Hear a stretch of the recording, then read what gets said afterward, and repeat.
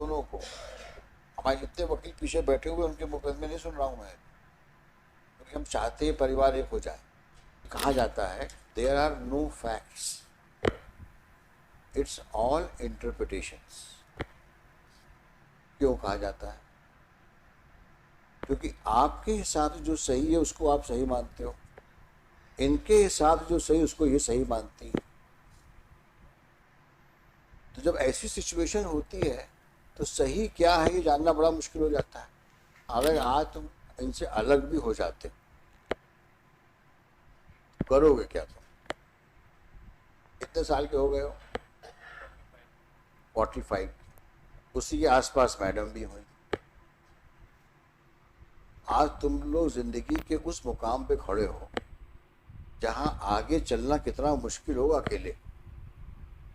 और सोचो ये बच्ची जब बड़ी हुई तो तुम लोगों के बारे में इसके क्या ख्यालात होंगे, और शादी के बारे में क्या सोचेगी ये। उसके दिमाग में जो आज एक पॉल्यूशन आ गया है कि मैरिज की ये हसर होते हैं बच्चों की और बुजुर्गों की, बद्दुआएं बहुत लगती हैं। पुराने जमाने में कहते थे ना, पति परमेश्वर प्राणनाथ। ऐसे बिहेव किया जाता है क्या? आपकी पत्नी कभी ऐसे बिहेव किया है क्या आपके साथ? कभी ऐसा हुआ है? जिस दिन मुकदमा डिसाइड करने की बात आएगी तो मुझे 5 मिनट से ऊपर नहीं लगेगा। मुकदमों को मैं बहुत देर तक सुनने का जरूरत नहीं पड़ती मुझे। 10 मिनट इनको सुनूंगा, 10 मिनट इनको सुनूंगा और फैसला बोर्ड पे लिखा दूंगा। मुकदमे की मैं बात ही नहीं कर रहा हूं आपसे। जो मैं कह रहा हूं उसको समझो, करके देखो तो, एक बार कोशिश तो करो। और जब बहस का अंत नहीं होता तो मुकदमा कभी निर्णय नहीं हो सकता। बेहतर कोर्स यही है कि हम दोनों से बात कर लें। नमस्कार, ये बेटी है आपकी? जी। क्या नाम है बच्चे आपका? ऐश्वर्या। ऐश्वर्या। किस क्लास में पढ़ती हैं आप? 8th। 8th में। कहाँ, ग्वालियर में पढ़ती हैं? ग्वालियर। अच्छा, बताइए।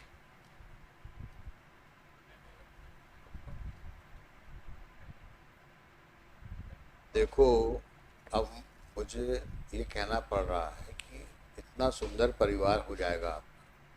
ये सब बच्ची परिवार जो कितनी, आप सब कुछ भूल रहे हो, कितनी प्यारी बच्ची है।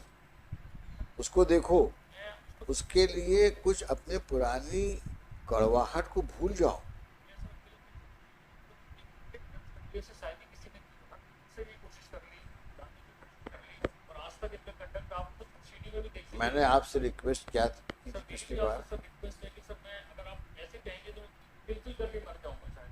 आप एक बार में मुझे नहीं, मैं कुछ सजा दूंगा आपको। ये आपका, हम तो केवल आपको रिक्वेस्ट कर सकते हैं मेरी भी कि सर कम से रिक्वेस्ट कम ये एक है परिवार को टूटने से मैं बचा सकें हम लोग। मैं इतना बच चुका हूँ, 14-15 साल से ट्यूशन प्रोसेस में नहीं पिता हुआ हूँ। और अगर इनको रहना होता तो कोर्ट कभी रखवा नहीं सकता किसी को। अगर पर्सनली खुद इनका रहने का मन होता तो मैं गुजरात रहा, ग्वालियर भी रहा, कभी शिमला रहा, हर जगह इन्होंने आर्ट एरिया में सारी कोशिश करी। प्रॉब्लम्स माइंडसेट की होती है। अब आप दोनों के बीच में कुछ झगड़ा हुआ, समझदारी इसमें है कि दोनों आपस में बैठ करके सुलझा लो। सुनना है, पूरी बात समझो। बात शुरुआत कहाँ से होती है? झगड़ा हुआ, अब सुलझाने की बात तो दूर हुई, एक दूसरे को नीचा दिखाने के लिए ईगो फाइट शुरू हो जाती है। और कहीं खुदा न खास्ता माँ बाप बीच में आ गए और उन्होंने कुछ माचिस की तीली लगा दी तो वो और एग्रीवेट हो जाता है। फिर कुछ रिश्तेदार आ जाते हैं, फिर वो आपका मनोबल बढ़ाते हैं। डरते क्यों हो? कोर्ट कचहरी तो है, उनको भी कुछ समझाते होंगे। अब आपका दिमाग टोटल कंफ्यूज है दोनों का। अब झगड़ा तो दूर हो गया, अब पूरा आपको जो डायरेक्शन मिल रहा है वो लड़ने का मिल रहा है, ऐसे ही होता ही है। और उसके बावजूद मुकदमे होते क्यों? अगर समझदारी से काम ले आते तो मुकदमे होने की गुंजाइश ही नहीं होती। अब इसी प्रॉब्लम है, आप कहोगे साहब ये तैयार नहीं थी, ये कहेंगी ये तैयार नहीं थी। ये कहा जाता है there are no facts, it's all interpretations. क्यों कहा जाता है? क्योंकि आपके हिसाब से जो सही है उसको आप सही मानते हो, इनके हिसाब से जो सही उसको ये सही मानती है। तो जब ऐसी सिचुएशन होती है तो सही क्या है ये जानना बड़ा मुश्किल हो जाता है। जब म्यूचुअल रिजोल्यूशन एफर्ट्स बनते हैं फॉर रिकंसिलिएशन, इसीलिए हम लोग मेडिटेशन बैठाते हैं। आप सुनिए मेरी बात को, आप लगता है ज़्यादा तैयार होके आए हैं, बात आप तय करके आए हो कि नहीं, और नहीं सुनना है हमको। आप इतने एक्साइटेड क्यों हो रहे हो? मैं तो समझ गया आपकी बात को। आप उन्होंने बहुत हरास किया, 12 मुकदमे लगा दिए, आप जीर्ण शीर्ण हो गए हैं, जीवन व्यर्थ हो गया है आपका। अब पता नहीं शायद आगे ये कहने वाले हों साहब आप, मैं तो अब मोक्ष लेने वाला हूँ, मुझे जीवन नहीं जीना है, शायद कहने वाले हों अब आप। यानी मेरे को समझ में ये नहीं आता कि इतनी ज़्यादा हॉस्टिलिटी करके आखिर तुम रहोगे कहाँ? अगर आज तुम इनसे अलग भी हो जाते करोगे क्या तुम? कितने साल के हो गए हो? 45। उसी के आसपास मैडम भी हुई। आज तुम लोग जिंदगी के उस मुकाम पे खड़े हो जहां आगे चलना कितना मुश्किल होगा अकेले। और सोचो ये बच्ची जब बड़ी हुई तो तुम लोगों के बारे में इसके क्या ख्यालात होंगे, और शादी के बारे में क्या सोचेगी ये। उसके दिमाग में जो आज एक पॉल्यूशन आ गया है कि मैरिज की ये हसर होते हैं, उस बच्ची की ज़िंदगी आगे किस प्रकार से जाएगी ये समय ही बताएगा। और उसके लिए आप दोनों जिम्मेदार हैं। आप भी कम नहीं हैं और आप भी कम नहीं, आप दोनों जिम्मेदार हैं। जब ऐसा ही था तो क्यों शादी की थी, क्यों बच्चा पैदा किया था? क्या आप दोनों की रिस्पॉन्सिबिलिटी नहीं है उस बच्चे के लिए? अब जीवन किसके लिए जियोगे तुम? सरवाइव करने के लिए सिर्फ, कि उस बच्ची की देखभाल करने के लिए? She is like a flower in a garden. आप दोनों को उसकी परवरिश करना है। वो प्लांट्स जब आगे बढ़ेगा तो आपको सेटिस्फैक्शन मिलेगा। आज मेरा बच्चा यहाँ पहुँच गया, मेरी बच्ची यहाँ पहुँच गई, उस सेटिस्फैक्शन के बारे में सोचो कि कितना सुकून मिलेगा तुम दोनों को। मैडम आपको भी ये सोचना चाहिए। She is like a small plant in your garden, she will blossom, she will grow and she will remember both of you कि हमारे माँ बाप ने कितना किया हमारे। ऐसी जिंदगी चलेगी, उस बच्ची के दिमाग में क्या आगे आएगा, क्या सोचेगी वो आप लोग के बारे में।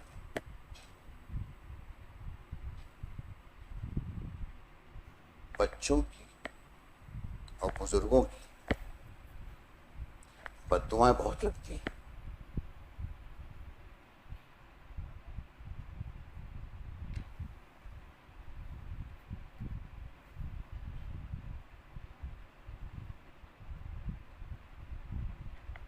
Very sad. आप मत रहिए साथ में, लेकिन बड़ा गलत कर रहे हैं बच्चे के साथ आप।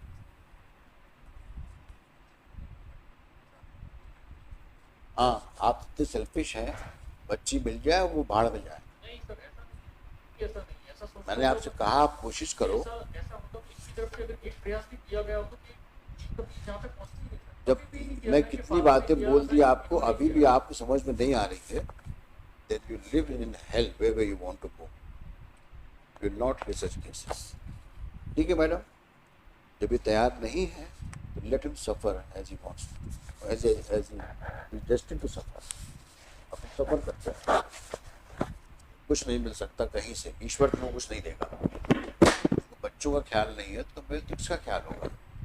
आई doubt you are a normal human being. Mr. Sharma, we are adjourning the matter. He is determined not to keep. And I congratulate both of you, lawyers. Keep on fighting. आप भी लड़ो, आप भी लड़ो। और देखो कहाँ तक जाता है मसला। सॉरी मैडम, आपका परसुएशन काम नहीं आ रहा है। आपने किससे बात करी? आपने किससे बात करी आप बताएं? आपने अपने फादर इन लॉ से बात करी? मदर इन लॉ से बात करी? हैं? फादर इन लॉ से बात हुई थी। हाँ, क्या कहा उन्होंने?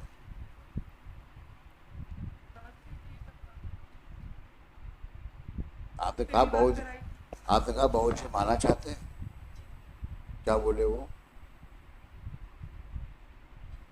मैंने ये कहा कि आपने खाना खा You shut up.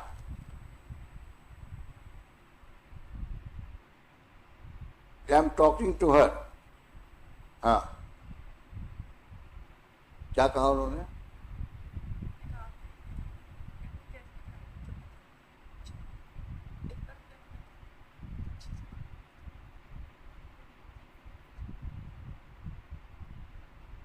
कहाँ रहते हैं वो? ग्वालियर में ही है? आए हैं आज? बुलाइए।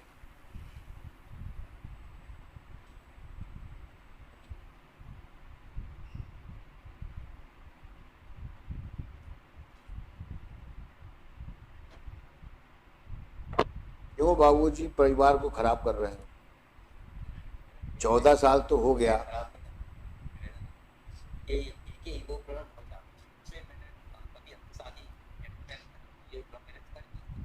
ये फादर ने आप तक प्रयास नहीं करना, पिता ने इनके फादर हैं कहाँ? कहाँ है फादर आपके? बुलाओ उनको। पिछली बार एक बार उनको आने दो, बुलाइए फादर को अपने आप। कहाँ बैठे हुए हैं?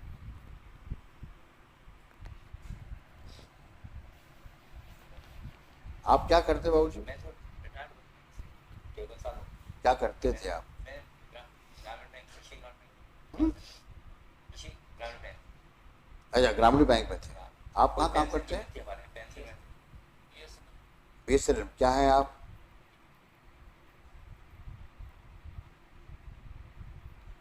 हम आपकी दुख और पीड़ा को समझते हैं।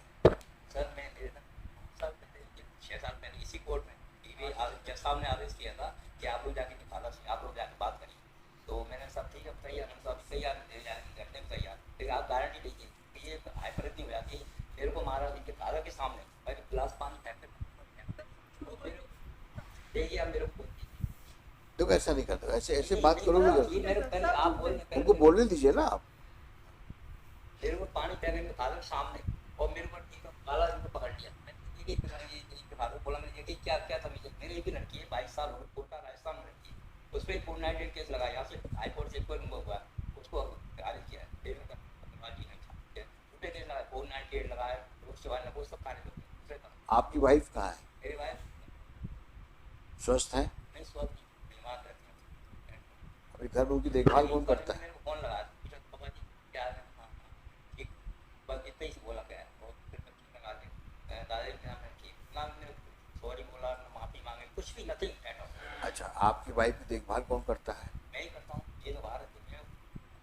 और कोई घर में है महिला? मैं मोबाइल इस बच्ची को पहचानते हो? बच्चे को आज तक मैंने देखा नहीं, शुरू से हम लोग घर जाकर बच्चे के दिमाग में दादाजी खराब है, दादाजी बेकार, मतलब इसके दिमाग में ऐसा भर गया कि कभी देखती नहीं है, पूछो सामने खड़ी आता पूछो छोटी बच्ची थी भी आज जो डोमेस्टिक वायलेंस पे घर पे आई तो उसी डाल के ले जा रही थी, हम लोग देख नहीं रहे। बेटा बाबा के साथ जाओगी?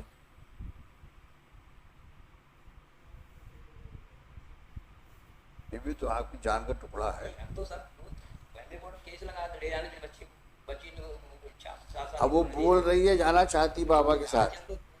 तैयार थी, लेकिन इनका एटीट्यूड ऐसा है ना, देखिए ये फादर का किसी क्या कोई नहीं आया, 22 साल 14-15 साल मेरे को काम से मैं सिक्योरिटी क्लियर केस हो गए। अच्छा ये बताओ, 8 साल मैंने ऐसे जीते वैसे। अच्छा ये बताओ आज कोर्ट में वकील से मिल के आए थे क्या? नहीं, मैं किसी से मिलकर नहीं आया, मैं तो अभी आया। तो मैं आपकी बात कितनी बार रिपीट करोगे आप?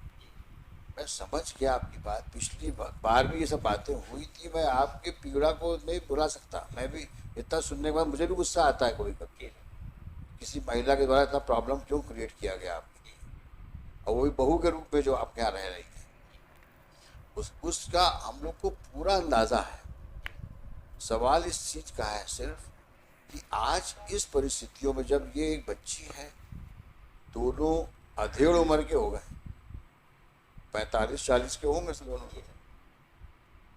इनको अगर साथ रहने का मौका दे दिया जाए, एक ज़्यादा नहीं, हम कहते हैं इस मुकदमों को हम रखेंगे अपने पास और 1 महीना एक बार साथ रह के देख लो। अगर परिवार बस जाता है तो कितनी अच्छी बात है। और कहीं गड़बड़ करी इन्होंने, ये मेरा वादा है आप, मैं दोबारा गाड़ी लेगा कुछ करेगा, हम लोग जाके अभी सामने हमारे घर में आ गए, ये राजीव शर्मा रहते हैं सामने गई तो चिल्ला मेरे को मार चिल्ला। अरे हम लोग बैठे हैं ना यहाँ पे, और अभी हम ये फादर बैठे, इनने आज तक गारंटी ली क्या, कभी चर्चा की, वो फैमिली कोर्ट में आ जाते पैसे देने के लिए। बाबू जी आप कहाँ रहते हैं? आ जाते हैं और बात नहीं करती, कभी बात नहीं। ज़्यादा बोलते हो तो अलकापुरी में क्या करते हैं आप? साइंटिस्ट थे आप भी पढ़े लिखे हो, आपके संधि पढ़े लिखे हैं, दामाद पढ़ा लिखा है, लड़की पढ़ी लिखी है, तो इतना पढ़ना लिखना तो बेकार हो गया। कुछ हद तक आप भी जिम्मेदार हो, समझाइश देना चाहिए ना। उसका घर कौन सा है? पति का घर है कि आपका घर है? तो फिर कहीं आपकी तरबियत में गड़बड़ रही है, जिसे परवरिश बोलते हैं, या कहीं आप उसके दिमाग को ठीक नहीं कर पा रहे हो। बेटी है आपकी, वो आपने समझाइश देनी चाहिए ना। ये मुकदमे करके और इस प्रकार से अपने ससुर को इंसल्ट करके, पति को ह्यूमिलिएट करके, ये अच्छी बात है? पुराने जमाने में कहते थे ना, पति परमेश्वर प्राणनाथ, ऐसे बिहेव किया जाता है क्या? आपकी पत्नी कभी ऐसे बिहेव किया है क्या आपके साथ? कभी ऐसा हुआ है?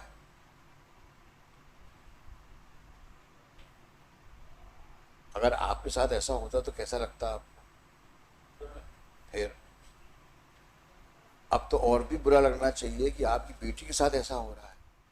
कितने दुर्भाग्य की बात है कि आप पढ़े लिखे साइंटिस्ट फादर हो और आप उसको समझाइश नहीं दे पाए, उल्टे मुकदमे करवा रहे हो उससे। आप भी अपनी जिंदगी की शाम में चल रहे हो। कितने लड़के हैं आपके? तीनों बेटे की शादीशुदा होंगे, क्या हालात होंगे इनके आपके ना रहने पर? फिर तो समझाइश क्या देनी चाहिए आपको? बेटा अपने घर पे जाओ, बोलिए, है कि नहीं? मैं क्या बोल रहा हूं आपसे, दोनों तरफ प्रॉब्लम्स हैं और वो प्रॉब्लम्स पिछले समय की है। आगे देखो, आप दोनों बैठो, मत इनको साथ रहने दो, लेकिन आप दोनों बैठो, आप दोनों समधी लोग बैठो। भाऊ जी आप, हाँ मैं तुमसे क्या बोल रहा हूँ, अभी ठीक है, इन दोनों को मत साथ रहने दो, पहले आप दोनों बैठो, बातें करो पहले, ठीक है? आप जाएंगे इनके घर, आप इनके घर जाइए और इनसे बातचीत करिए, और आप भी साथ में रहिएगा, अपने बाबूजी के साथ आप बैठिएगा और वो भी आएंगे, पूरी बात करिए, समझिए, जितना दुख दर्द है सब एक दूसरे को बता दो, हल्के हो जाओ।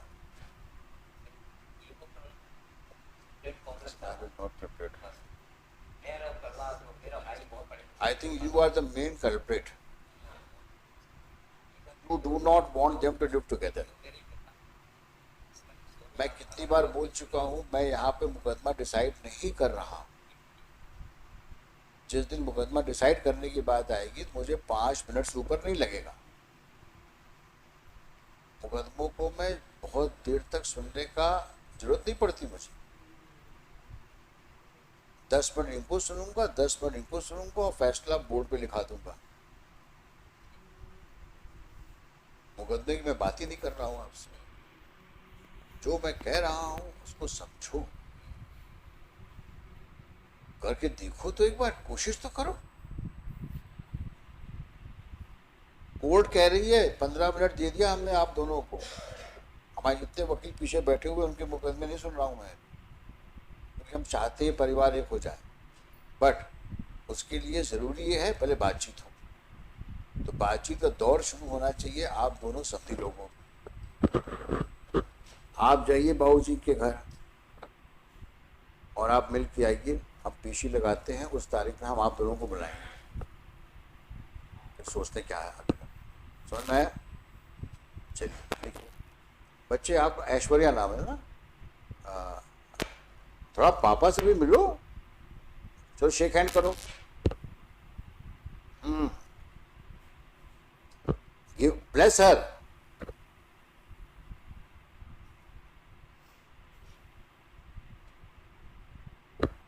बाबूजी आप ध्यान रखना, बहुत बड़ी जिम्मेदारी है आपके ऊपर, आप संभाल लोगे सब कुछ, कोशिश करके देखो। हाँ, जिम्मेदारी आपकी है। शिवरे जी, आप भी अपनी बुजुर्गियत का पूरा ख्याल रखते हुए इनके साथ बैठिए, अच्छी बात है। 24 को मिलेंगे। नेक्स्ट।